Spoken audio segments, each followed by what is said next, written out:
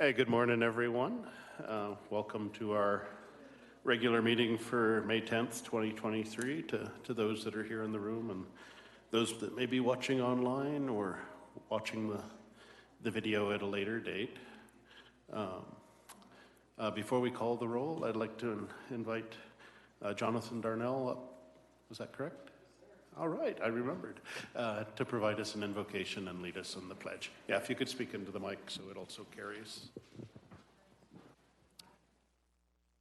Will you pray with me?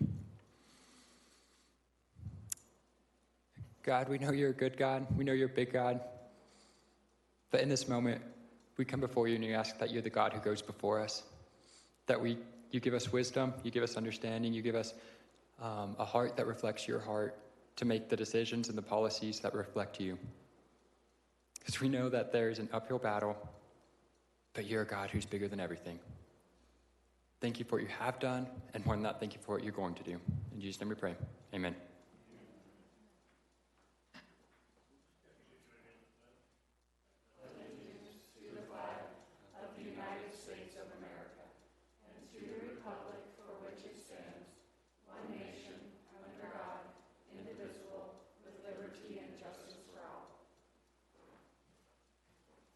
Thank you, Jonathan. It's 9:01. Amanda, could you call the roll, please? Commissioner Richardson? Here. Commissioner Thayer? Here. Commissioner Schroeder? Here. All righty. We have the published agenda before us. I understand we do have one change, so I'd accept a motion. Mr. Chairman, I move that we amend the agenda as presented to include item H4, which is in a supplemental appropriation. With that amendment, I would make a motion that we approve the agenda. Second. Okay, we have a motion and a second. My understanding is the supplemental appropriation was properly noticed in the newspapers for a hearing at this date. So with that, I'd accept a motion to approve. Aye. Aye. Aye? I did already. I second it. Okay. All righty. So with that change, the agenda is approved. And we'll see what other extremely exciting things happen at the table. Okay. Next, we have the items on consent. I'd accept a motion. I'll make a motion to approve the consent agenda as presented. Second. Okay, we have a motion and a second for the items on consent. All in favor, please say aye. Aye. Aye. Aye. Motion carries. Alrighty, elected officials, department head, staff reports. Do we have anything from elected officials? Susan. Good morning, Commissioner. Susan Murphy, County Assessor. I just wanted to bring attention to some very important dates in the Assessor's Office. As you know, the Notice of Value postcards were mailed on May 1st. And then I wanted to mention that the appeal period started May 1st, and they have until June 8th to appeal their actual value. And then the study period beginning July 1st, 2020, ending June 30th, 2022. June 30th, 2022 is our appraisal date. So any sales that occurred after that date would be for the reappraisal 2025. So I wanted to mention that if property owners want to go to the website, look at the assessor's column under 2023 reappraisal. There's a lot of good information regarding our reappraisal, interactive tools, sales maps. They can appeal online, through the mail, email. There's a drop box out front. Or if they'd like to come into our office, we have coffee, water, and even some chocolate. All of us are ready and willing to help property owners understand what has happened in this reappraisal for 2023. There's a lot of moving parts. There's some, Senate and House bills that were recently passed that will actually go to November ballot issues. So there's a lot of considerations to think about. The assessor's office is one component of three components in calculating property taxes. We are in charge of actual value, and then the assessment rate is legislative, and right now it's 6.765, but that could change to a lower assessment rate. And then the mill levies are certified to us by the taxing authorities, okay? And so the mill levy has a lot to do with property taxes, whether that's going to be adjusted or not this year. We'll see what happens, but lots of moving parts. We're just here to help the public. Very sensitive. It is your property value, and we'd love to be able to visit with you if you have any questions, so. Thank you. Any questions for Susan? No. Okay.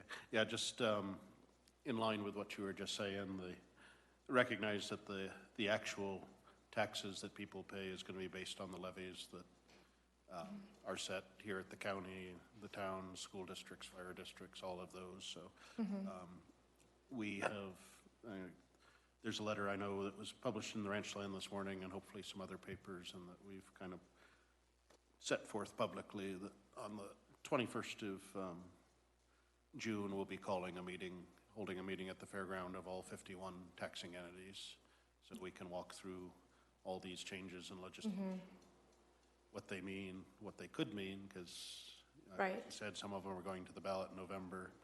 There's 2 or 3 bills associated with that some things stay in place if it fails, some things will go forward if that ballot measure fails. So just an initial meeting to look at what I guess at this point would be the estimated valuation for each district, and look at what can be done with mills to kind of soften the blow of this big hike. So. Yeah, it's going to be very difficult for budget setting.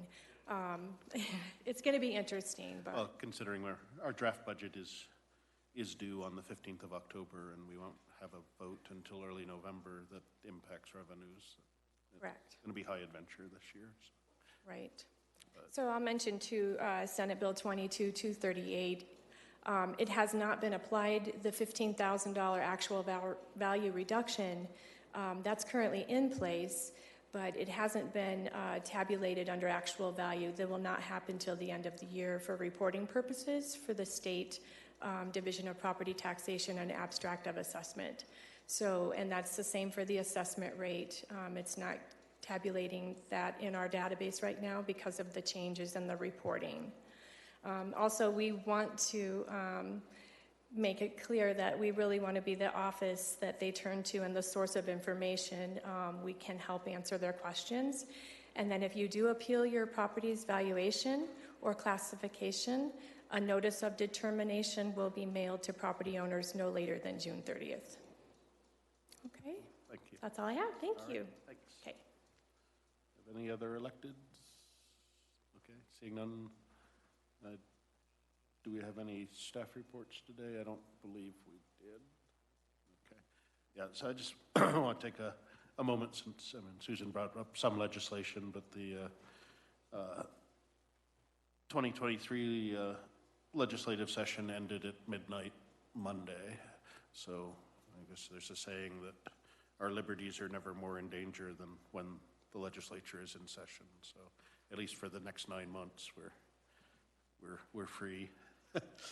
But quite a bit done. There was, I think, somewhere around 670 bills that were considered over that 120-day period. I think there were probably close to 100 that just died at the end of the session because they just didn't get to them, which in some cases isn't a bad thing either. I'm not aware of anything that would have been incredibly helpful to us that didn't make it through, and there's some things that were kind of negative. You know, as a board, we took a position opposing several. There was about 5 bills related to firearms and Second Amendment rights and property rights that were considered. The assault weapons ban was that was an interesting one. I actually attended in person. That started at 8:30 in the morning and went till about 2 a.m. And was defeated in Senate committee. That one died. There was a bill that would have provided for banning individuals shooting on their own private property outdoors, regardless of property size. That one, thankfully did not make it through. That was just wrong-headed to start with. There's other ways to ensure the safety of citizens and banning a right. The three, or I guess four, that did pass that were related to firearms was the purchase price for shotguns and rifles was raised from 18 to 21. So in Colorado, no firearm can be purchased by anybody under the age of 21. There's now some mechanisms that provide a right to sue manufacturers and retailers of firearms and accessories. That one is kind of convoluted, and we'll see what happens if somebody brings things to court. There's a ban on, essentially personal manufacture of what considered 80% firearms, where you can buy a receiver and do the machine work yourself and create your own firearm. That's kind of a partial one if people own them. There's apparently relatively few FFL holders that actually are also manufacturers. And right now, as the law stands, you're supposed to find one of those, bring it to them, and have them do a background check and serial number a firearm that had been built. So I sort of expect there'll be uneven compliance on that one. There was one other, I don't recall what it was off the top of my head. One of the big ones that made the news for the last month or so was a governor's plan. It was entitled land use, though it was sold as a bill that would help create more affordable properties, but it really did stomp all over local control, and it wouldn't look at things like, do you have the water availability to actually add more homes in an area? That one, like I said, had a lot of stuff that the state would have preempted local authority on that was stripped out when it went through the Senate committees, making it, if not useful, at least not harmful. When it went to the House, just about everything was added back in, and that lingered right up to the last day. And between the House and the Senate, it became clear they weren't going to find something they both agreed on. So that one just that's one that died on the calendar at the end of the session. And then in the last week of the session, what was a Senate Bill 23303, which is what Susan had alluded to, actually was unveiled, I think, on last Monday night. Maybe Tuesday morning it went to committee, so there was very little time. That's another one that was pretty much drafted in the governor's office. Within the commissioner's organization, the representative from the governor's office did come to speak to us several times over the last 2 months, but it was always, in her terms, broad brushstrokes. Even 3 days before it dropped, it was claimed that they didn't know who the key sponsors would be or whether it would be a House bill or a Senate bill. But generally all we were aware of is it would do something with assessment rates and an off-the-top value reduction, kind of like 268, but a little bigger. In terms of that, it came out with a potential 40,000 reduction in off-the-top overall value, and would reduce the assessment rate all the way from 6.75 to 6.7, it was less than a 1% reduction in assessment rate.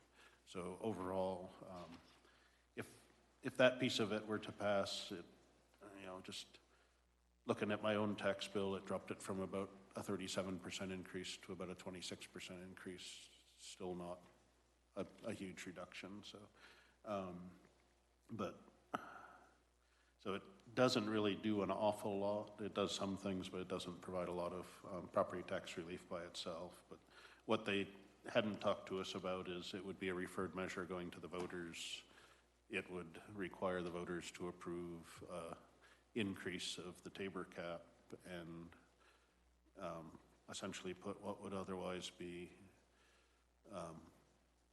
tens of billions of dollars over a 10-year period that either would not be collected or returned in Tabor tax refunds so that people would be kept for other purposes in the state.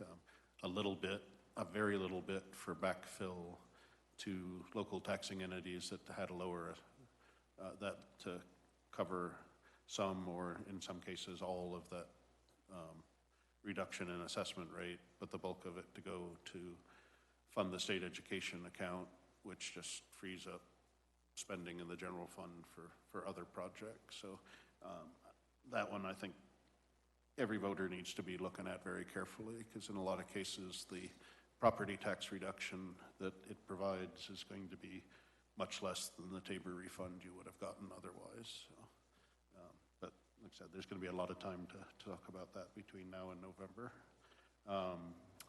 There was a bill,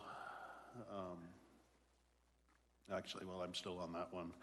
There's been some discussion amongst counties. So the process that was used was so rushed on 303 that, and things were tucked, there were some things that were tucked into the bill that either don't necessarily fit under its title or may introduce what's called a separate subject. And constitutionally in the state, every bill has to be of a single subject. And it's not that anybody that I've talked to or ourselves are against property tax relief, but the ends doesn't justify the means. So there may be a lawsuit on that bill specifically. Several times during the session, or not during the session, it was really the last couple of days, because that's all they had. There were quite a few legislators that were calling for a special session, just let that bill die, come back in a special session for several weeks and actually do a real stakeholder process that includes the taxing entities, not just the governor's office and a couple of legislators. So that's something we will be keeping an eye on. Other bill that I know is, at least on social media, gotten a lot of interest is there was something called a bill regarding first right of refusal for governments to intervene in a real estate transaction for multifamily housing. There's a lot of badness in that. There's at least one realtor in the room. That's what their profession is. If somebody wants to buy a property, or an entity like a government wants to buy a property of a certain point, you can engage the services of a realtor. That's the way the market works, and that this kind of upends the playing field. It adds some timelines that could definitely devalue properties because people won't necessarily want to compete with the government for something. So that one I do. I honestly think that one is bad enough, and I think we'll have some discussion in 2 weeks, but that one's bad enough that I believe as a county we should be saying formally by resolution that we will not exercise this right, and we should urge at least the towns, which would also have that right, not to exercise it. There's not a lot of properties that fit under the description that's in the current bill, but they can always amend it and add more. So I think just coming out of the gate to do the right thing is what should be done. So that is all except for the one big one that the counties as a group and we as your board were pushing very hard for the last many months was Senate Bill 108, which provided clarity on our authorities to adjust mill levies, that as long as we're not exceeding what voters had put in place as the cap, that we could drop in times of high valuations like we're seeing now and return them somewhat in future years if we needed to, but never go above what the people had authorized. That was very unclear. It's a simple bill, about 3 pages versus the 61 of 303, and it gives us the tool we need to act and provide some property tax relief. Went through the Senate 35-0 back in April, and then it just sat until the last week. And I know we put out a letter last week asking people to contact the Speaker of the House and the leader of the minority party to put it on the calendar. That was done in several places throughout the state, and in the last day of the session, they did finally, or the night before the last day, they finally did pass it through the House. So that'll go to the governor's desk. And that's the tool we really need ourselves and other taxing entities to actually do something about property taxes this year. So I guess that's all I've got. I know it's a lot, but like I said, as an organization, the counties took positions on probably about 60 bills this year. In most cases, they were just to amend something that would have caused problems or was overlooked, and that's kind of the way this system works. At 120 days for people at the Capitol to look through 600 plus bills, those that are actually impacted, whether they're individual citizens or entities like yourselves. When you see something, do need to speak up, and oftentimes they will make a correction because it's simply an oversight. In other cases, there's something political or ideological behind a bill, and nothing's going to stop it. So, but that's where we're at. Anything to add or questions? No, I'd just like to say thank you to Commissioner Richardson for all the extra work he's been doing on this, and keeping Commissioner Thayer and I myself appraised of all these different bills. He's put in a lot of extra hours, both here and down at Denver, and needs to be recognized and appreciated for that. So thank you. I agree with that comment. Yeah, when you come back from Denver, you definitely need a shower. So that's all righty. With that, I appreciate your patience. I know that was long. I'll open it up for citizen public comment, and this is a time for anybody in the room to speak on an item that's not on the agenda for the day. If you have something related to an agenda item, we'll take it at that point. Sir. Good morning, Commissioners. Morning. Thank you for all you're doing downtown Denver, and I appreciate all that. An update on Excel.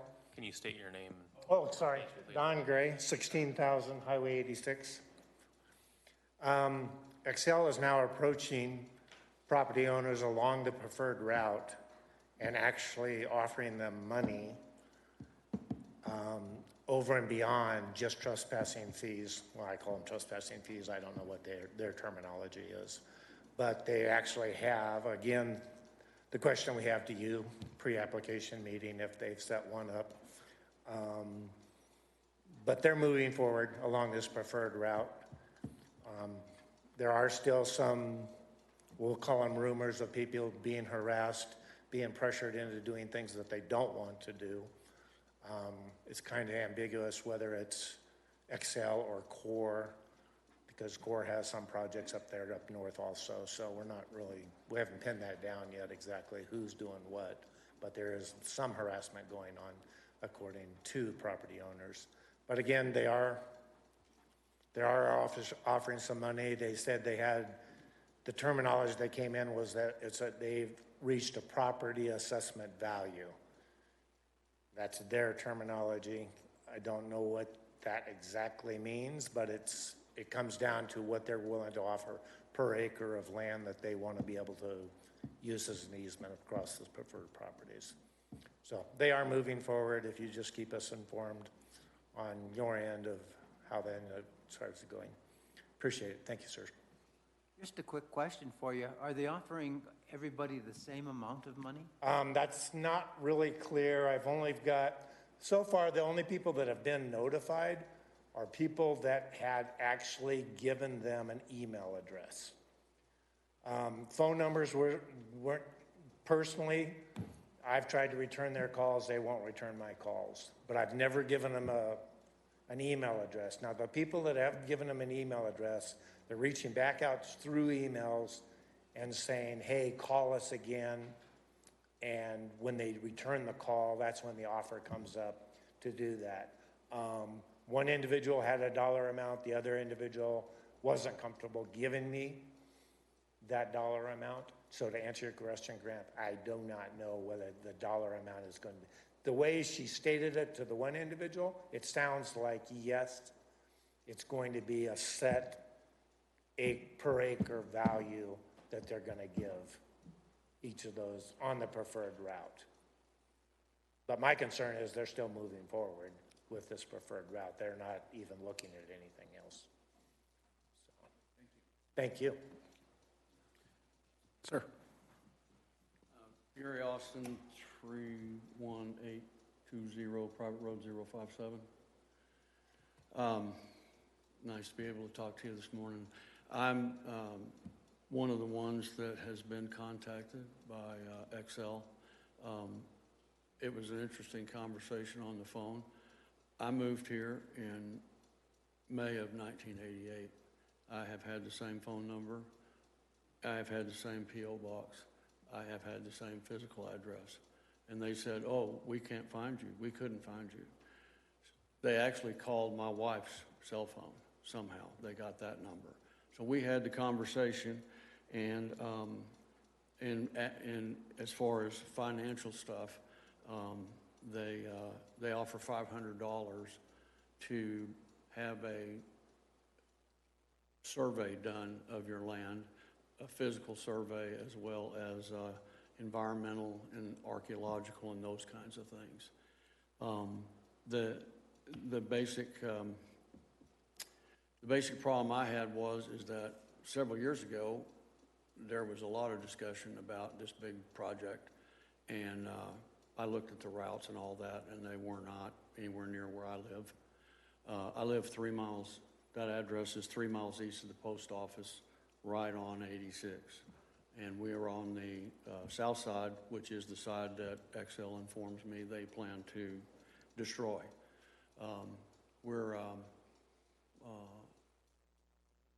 The lady that called me was very polite. She said that, I asked her, I said, well, when she told me what she's doing, she said, basically, your entire 86 frontage, which we don't have a very big place, it's about 3/10 of a mile. She said, we need 150 feet right away from the CDOT fence, the highway fence. And, you know, I was pretty shocked about it. I said, well, and they were looking at some satellite photos. I said, well, you can see that's all trees, that's forest. That's 150-year-old pondy pines, and that's why we moved here, when we bought this place. And I said, what are you going to do with it? And they said, well, it's just an easement. They didn't offer any money about the easement.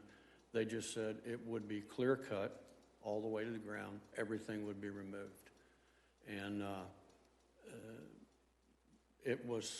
I went out and walked the place, you know, which I've been walking for many, many years, looking for cabs and everything else you do when you walk around your place. But just roughly counting and just pacing off, I mean, it's hundreds of trees that are this big around. I mean, it's just unbelievable. Those trees not only give us privacy and protection from the winter, but they also give us protection from the traffic on the road. We've had several incidences where cars have literally flown off the road and landed in the field, bounced a few times and hit a tree and stopped them. Thank goodness. It didn't kill them. I didn't want that to happen. But when we found the car out there, you know, we said, wait a minute, if it hadn't been for this tree, it could have been in the kids' playground, could have been in the front yard. So I would just like to say on record, I know this isn't being discussed today, but I very vehemently object to their project. It will literally destroy our place and our way of life for the last 35 years or however many years that is. And it's beyond our ability to even understand. And why they didn't contact me before, I mean, here it is, they've got the route running right up the road, and I get a phone call to my wife's cell phone saying this is where they want to go. So if there's ever any questions, you're welcome to ask or come out to our place and look at what's going to happen. I can surely show you. Thank you for this opportunity. Yeah, thank you for sharing that, sir. Do we have anybody else that would like to speak today? Okay. Amanda, did we have anybody that wanted to be called? No? Okay, thank you. Okay, so with that, I'll close public comment and look for a shake of the head from our economic development and community planning. We have not received an application at this point or a request for pre-app, to my understanding. Yes.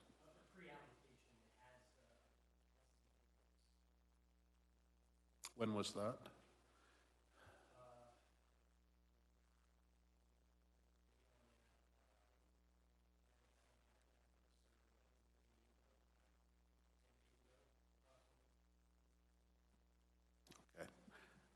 yeah, if you could let us know when that was. I thought we were pretty clear. We wanted to know when there was any action or any contact for an official move on that, so, okay. So, all right, so it appears we do have at least a pre-app. Is there a plan for more than one pre-app? It's a substantial project, so. Yeah, if you could, thank you. Good morning, Mark Denrader, Director of Community and Economic Development. We did have a meeting with them about 10 days ago.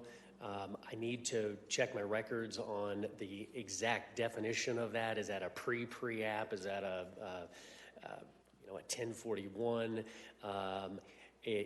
I've got a couple different meetings, swirling right now. We got a lot going on, so pardon me.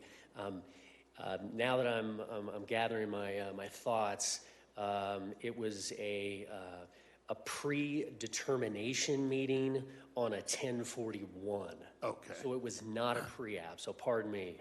Thank you. Okay. Thank you. That gives me great comfort. Okay.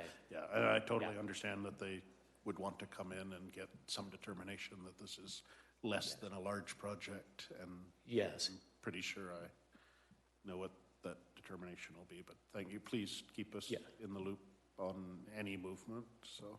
Indeed. And I'm sorry for catching you short, no, kind of on that one, but. Okay. Thank you. Thank you, Mark. Pardon me. Okay, so I will triple check, but no application, no pre-app at this point.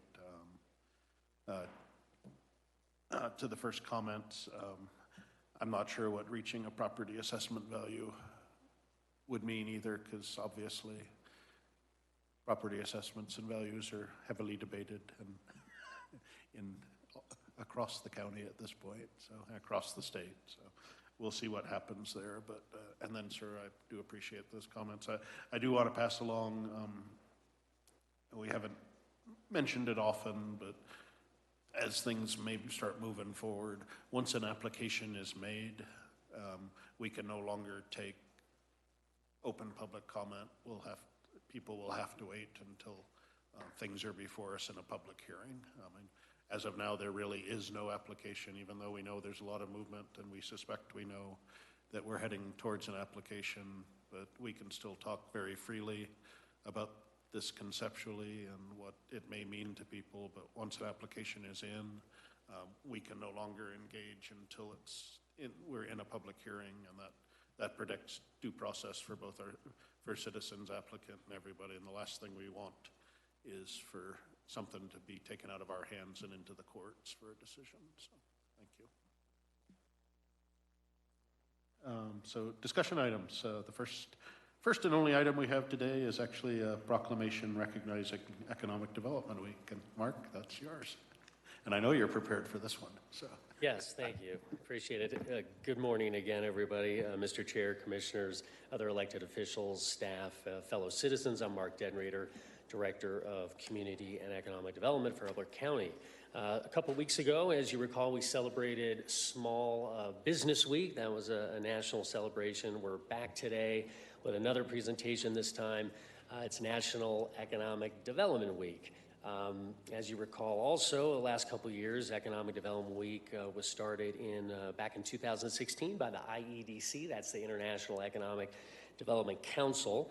The Economic Development Council of Colorado, EDCC, they are also supporters of this celebration.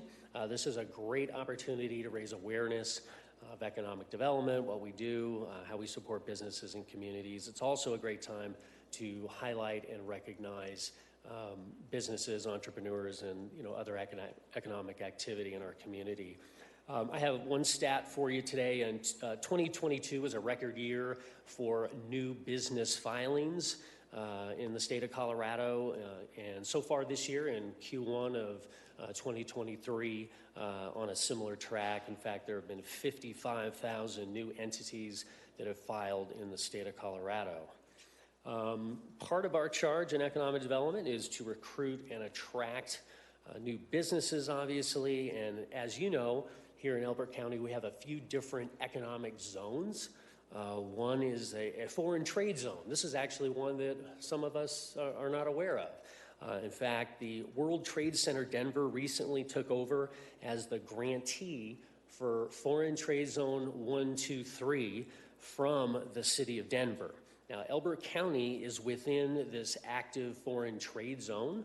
In fact, that service area, therefore, inclusion can be requested for qualifying businesses, which I think is interesting. So basically, a company can defer, they can reduce, they can eliminate customs and border protection duties when they utilize benefits of an FTZ.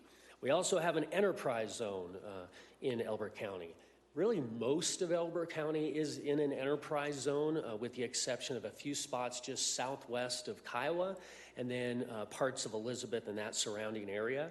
So if you're a business, you're a farm, you're a ranch, et cetera, you can be eligible for certain state income tax credits with respect to the enterprise zone, and most of the incentives of the EZ pertain primarily to businesses that are new or expanding.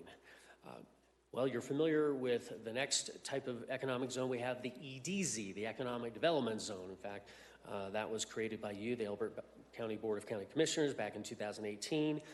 In the EDZ, as you know, landowners can change from their original ag status to commercial without a rezone. Of course, there's a formal process still, shorten the timeline, going through an application and so forth.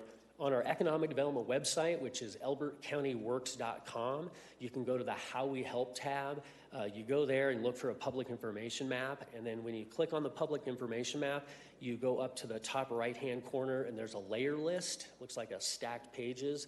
Click on that, and then you can find the economic development zones, select it, and then in yellow, it'll highlight on the map all of the EDZ zones within Elbert County, of course, the high traffic corridors where commercial activity is encouraged. In the EDZ, in fact, just 2 miles west of here, there is, you've probably seen some activity. One pieces of activity is the water line extension. That is a Summit Metro District extension.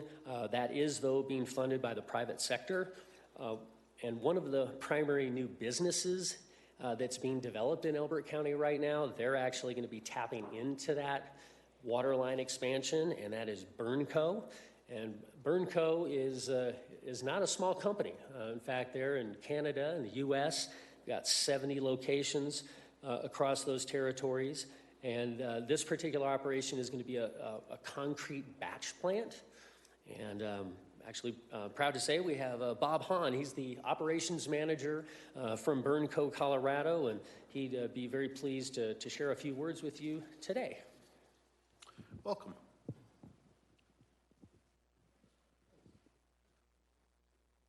Good morning, sir. I'm Bob Hahn with Burnco. We're at 8250 Allen Ridge Drive, right up the road here. Yeah, it's been about a year since we met, I think, to get everything passed, but it's going good. We had a rough winter trying to get in. Cold was just brutal this year. We felt it calving really bad, but so we recognize the need for concrete. We see the growth. It's not just for new homeowners, but it's also for or new development, but it's also for established homeowners. The plant's about 80% complete right now. As Mark mentioned, the potable water line's in, and the deep well is finally completed. That was a toughie. We'll be looking to have about 10 employees. 3 of them are local here. When I say local, they live in the outskirts of Kiowa, and they actually work for us at Titan, but we're still looking for about 3 more drivers. We're excited to be here. I live, Mark had mentioned how big the company is in Canada and Texas, but it's still rural to us, and I live out by Strasburg, so I'm about 30 minutes from here. But it's real exciting to be able to service this community with that rural touch. The plant itself, maybe you've seen it start to develop. It looks like a barn, so we're going to blend in real well. And we've been working with Connie Perkins just south of the plant. We're getting all of our landscaping done, so that's developing into a real good relationship. So really happy to be here, though. Thank you. No, thank you, and I truly appreciate you working with the local homeowners too. Yeah. Just to remind the public, the water to be used for the making of the cement is not in the upper zones. It's No, in no. a deeper zone. Yeah. So it's not competing with the local neighbors with respect to That's water correct, supply. Grant. That's correct. Yeah, that was one of the big hurdles that we had to get over with. And Summit worked with us real well, but that's an 1,800-foot deep well. The first attempt actually failed. It cost us quite a bit more money to come back in. It was a 24. Why did it fail? Just couldn't get through it. There's shell down there that collapsed, and we got pretty intimate with the driller there. It's a tough deal to get her done. So, but he's finished now, and we got water, so we'll be in good shape. Yep. Is there anything else? No. Thank you, guys. Thanks again, Bob. Yeah, it's great. 10 employees, you know, you'll be providing those jobs here in the county. I think, you know, when we look at, you know, what's a right fit type of commercial operation in the county right now, you know, somewhere in that 10 to 15 employees really makes sense. So we're very grateful to have Burnco very close to a ribbon cutting, actually, in the coming weeks. Another aspect of economic development has to do with events, and one of the largest events here in Elbert County every year is the Elbert County Fair. This attracts thousands to our fairgrounds just up the road, and today we have Elbert County Fair Board President Tammy Schneider, and I'm looking excited to have her share a few words with you, and she's here to partake in the celebration. So thank you. Morning, Tammy. How are you? Good morning, gentlemen. Tammy Schneider, 38070 Kiowa Bennett Road in Kiowa, and president of the Elbert County Fair Board. Thank you, Mark, for having me. Thank you, gentlemen, for welcoming me this morning. About 425 4-Hers already have July 29th through August 6th marked on their calendar, and I hope you all will add it to your calendar as well. Our favorite week of the year, by far the best week of the summer, will happen that first week of August as we bring the Elbert County Fair to Kiowa here. So, and my discussion with Mark just centered around the economic impact of really the only countywide event that we host. And so I am honored to be here this morning as we welcome new businesses into our community, but also as we welcome people from all over the county, surrounding counties, and especially the metro areas who join us by the thousands for our wonderful Elbert County Fair. As in years past, the fair will remain a free event again this year for anyone who attends. We are, I believe, the only fair that I'm aware of that is free parking, free attendance, and all events are free. And that's in large partnership to the economic groups that are in this county with our small businesses and our commercials, and just so many community members who support the fair. Thank you to those sponsors who have been able to provide us with the opportunity to bring that free event, and thank you to you for your support of the Elbert County Fair. Showcasing our local businesses and our county businesses and those businesses that do business here in Elbert County is a big part of the Elbert County Fair. From our trade show Mercantile that features local artisans and vendors to the businesses who, as I mentioned, sponsor the Elbert County Fair. We have a wonderful 8 days planned. New events this year will include a Nashville recording artist concert with Matt Stell, and a lot of our favorite events from those free kitty corral, livestock, 4-H shows, our Bulls, Broncs, and Bucks rodeo, and lots of other fun things that happen throughout the week. So I hope everyone recognizes the importance of the fair and what it does to bring economic and impact to our county. And of course, at this time, we are always still looking for sponsors for the Elbert County Fair as we begin to stop our planning and start getting ready for the big event. So I appreciate the opportunity to speak with you about this wonderful annual Elbert County Fair. Well, thank you. Do you have any questions or comments? I just want to make a comment. Thank you for all the hard work you do because it's very important to the county. Thank you. I appreciate that. And definitely just after the coming out of COVID, it was just wonderful to see everything kind of roar back to life. And I know during that period, the work that you guys did just to help our 4-H kids continue in their projects, can't say enough. Yes, we've grown immensely. 2022 was our best attended year ever, bringing in lots of new events, not only focusing on our 4-H program, which is a wonderful partnership with Extension, but also really trying to incorporate all the needs of the community and the county and inviting everyone. We say, you know, from 9 months to 99 years old, we have something for somebody at the Elbert County Fair. Thank you. Thank you. And then, Mark, I understand you have a proclamation? Yes, Mr. Chair. Do I have your permission to read it into the record? Absolutely. Okay, thank you. Recognizing May 8th through 12th, 2023 as National Economic Development Week in Elbert County, Colorado. Whereas the International Economic Development Council, IEDC, the largest professional economic development organization, is dedicated in providing leadership and excellence in economic development for communities, members, and partners.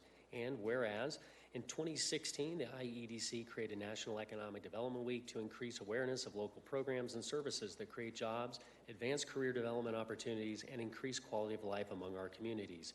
And whereas the Economic Development Council of Colorado, EDCC, works to strengthen our state's economy by unifying organizations involved in economic development, fostering the exchange of ideas, insights, and best practices for economic developers. And whereas the EDCC supports a week-long celebration of Colorado's economic development ecosystem and its partners. And whereas economic developers promote economic well-being and quality of life for their communities by assisting in the creation, retention, and expansion of jobs that facilitate growth, enhance wealth, and provide a stable tax base. And whereas economic developers stimulate and incubate entrepreneurism in order to help establish the next generation of new businesses, which is the hallmark of the American economy.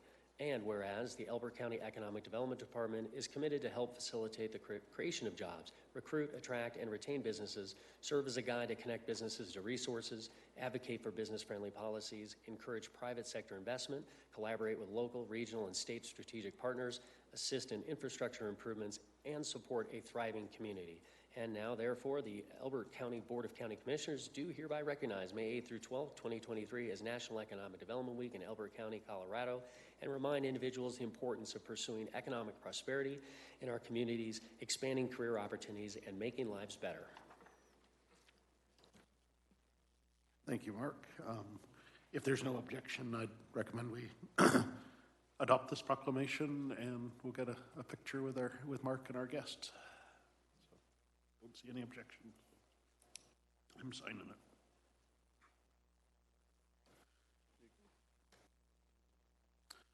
Yeah, I think, to me, when you pull it all together, what you've had with the businesses or community, I mean, it's economic development is really about, excuse me, just strengthening our communities and becoming more and more self-sufficient. I mean, when you look at the number of off-farm jobs or out-of-home jobs versus our population, bringing more people, providing more employment opportunity, providing local goods and services so folks don't have to leave our county, because who would want to? Yes, it is a good Thanks thing, for your support. So thank you. And sometimes it's best when we get out of their way. Let business do their thing, yeah? I agree. So if you could join us up at the flags, we'll take a quick picture.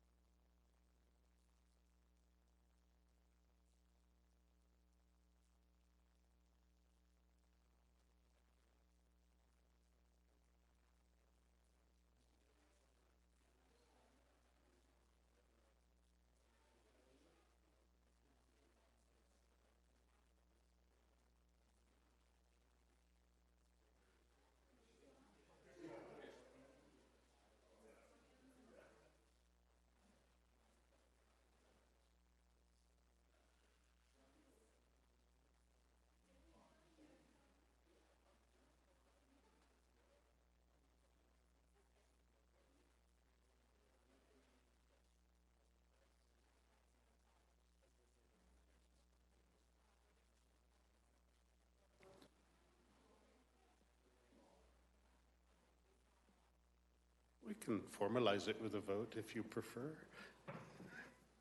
The clerk would prefer we take a formal vote on adopting the proclamation. So if either of you would like to make a motion, I would accept it.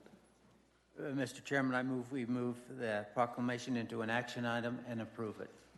Second. Okay, we have a motion and a second to take this as a formal action and approve the proclamation.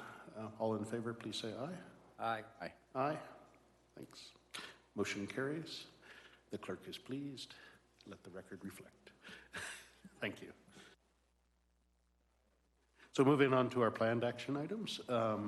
First item we have is consideration of the minutes from April 26, 2023. Mr. Chairman, I move we approve the April 26, 2023 minutes as written and dispense with the reading of those minutes. I will second, as Commissioner Schroeder was not present for that meeting. So we have a motion and a second. All in favor of approving the minutes, please say aye. Aye. Aye. Abstain. Okay. Motion carries. All righty. And we have a series of fairly short public hearings. The first is a public hearing for the Elizabeth Rodeo Association special event permit. I would accept a motion to enter public hearing on this item. Mr. Chair, I'd like to make a motion to open public hearing on Elizabeth Rodeo Association special permit. Second. All righty. We have a motion and a second to enter public hearing. All in favor, please say aye. Aye. Aye. Aye. Okay. Motion carries. We're in public hearing. Amanda, the floor is yours. We received application for special event liquor permit from the Elizabeth Rodeo Association for the Elizabeth Stampede to be held in June. And there are no changes to previous applications, as this is an annual event. Staff doesn't have any concerns and recommends approval. Any questions for Amanda? I have none. Anything? Okay. At this point, I would open up for public comment on this liquor license. I don't see anyone objecting to the Stampede being the Stampede again. So with that, I will close public comment and ask for a motion. Mr. Chair, I'd like to move to approve the special event permit for the Elizabeth Rodeo Association. Second. Okay, we have a motion and a second to approve the special event permit for the Elizabeth Rodeo Association. Any final comments before the vote? All righty. I have none. So all in favor, please say aye. Aye. Aye. Aye. Motion carries. And I would accept a motion to close public hearing on this item. Mr. Chair, I move we close public hearing on Elizabeth Rodeo Association special event permit. Second. I have a motion and a second to close public hearing on this item. All in favor, please say aye. Aye. Aye. Aye. Public hearing on this event or item is closed. Next item we have, very similarly, is a public hearing for the Elizabeth Chamber special event permit. I'd accept a motion to open public hearing in this item. Mr. Chairman, I move we open the public hearing on Elizabeth Area Chamber Special Event Permit. Second. Okay, we have a motion and a second to open public hearing on this item. All in favor, please say aye. Aye. Aye. Aye. Motion carries. We are in public hearing. Amanda. All right. So again, we received an application for special event liquor permit for the Elizabeth Area Chamber for their casino night event. That is an annual event. It's normally held in the town limits of Kiowa, so we don't always do the liquor license. This time they're holding it at Once Upon a Time events, so that falls within the county. Okay. They have submitted everything. It's very similar to all of their other events that they've had previously, and staff has no concerns and recommends approval. All right. Any questions for Amanda? Okay, seeing none. I'd open this for public comment.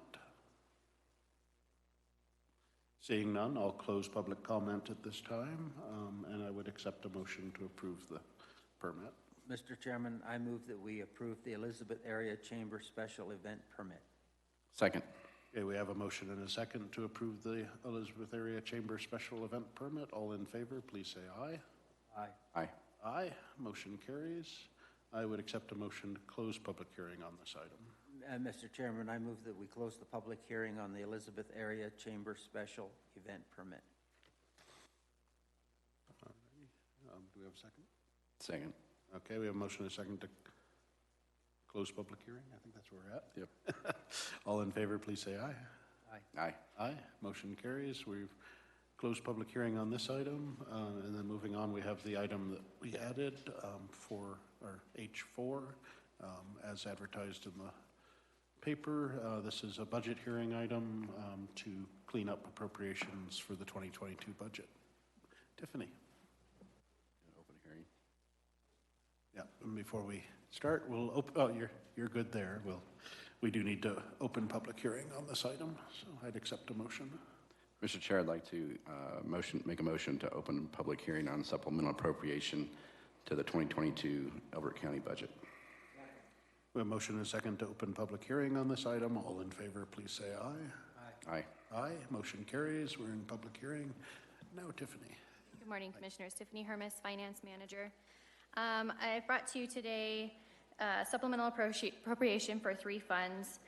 One being the Capital Improvement Fund. We were over expenditure budget by $166,000. Meadow Station Fund was over budget by $2,741, and the Bond Service Fund was over budget by $1. I would like to mention overall that the expenditures for 2022 versus the revenue were below budget, and we were actually, of course, unaudited revenue higher than budgeted as well. So in overall, these supplemental appropriations did not affect our fund balance in any way. Thank you for that. Have any questions or comments? No, good. Yeah, I would just say that, I mean, $1 difference in the bond fund Rounding. certainly isn't. The 2,741 for Meadow Station was To close out. was a closeout, so Yes. that tax is on that public improvement district is now canceled, and forevermore that's off their tax bills, which is a good thing. And honestly, with the amount of work that was done on facilities during a year of really high escalation in material prices and just getting contractors in, that's not bad. And the fact that we net out still to the positive is a good thing as well for our taxpayers. So, but this ensures that we've not expended any funds that were not authorized. So Correct. it's certainly a cleanup item prior to audit. At this point, I would ask if there's any public comment in the room. Seeing none, I'll close public comment. Any final comment up here? No. Okay, good. I'd accept a motion to approve the resolution that was presented. Mr. Chair, I move we approve the resolution TBD on the supplemental appropriation Elbert County 2022 budget. Second. Okay, we have a motion and a second to approve the supplemental appropriation as per the resolution presented. All in favor, please say aye. Aye. Aye. Aye. Motion carries. I would accept a motion to close public hearing on this item. Mr. Chair, I move we close public hearing on the supplemental appropriation Elbert County 2022 budget. Second. All right, we have a motion and a second to approve the appropriations. All in favor, please say aye. Aye. Aye. Aye. Motion carries, and take a motion to close public hearing on this item? Or did we just do that? That's what we just did. We just did that. Forgive me, it's been a long couple of weeks. So that was actually a motion to close public hearing, and it is closed. Thank you. All right, moving on to board planning. Agenda for the next meeting. I know we have a continued hearing for the Patches liquor license. We may be considering a resolution regarding the first right of refusal for multifamily properties.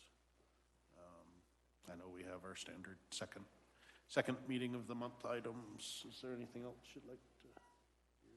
I think the only thing is the status of the Public Works building. Okay, yeah, and just get an update on Public Works and maybe other projects that our new facilities manager has in store, or what he's thinking, having had a few weeks to see what he's been bequeathed.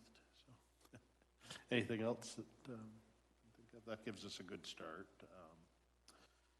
So, with that, we do have a land use hearing for the Prairie Ridge Buffalo Ranch, special use by review.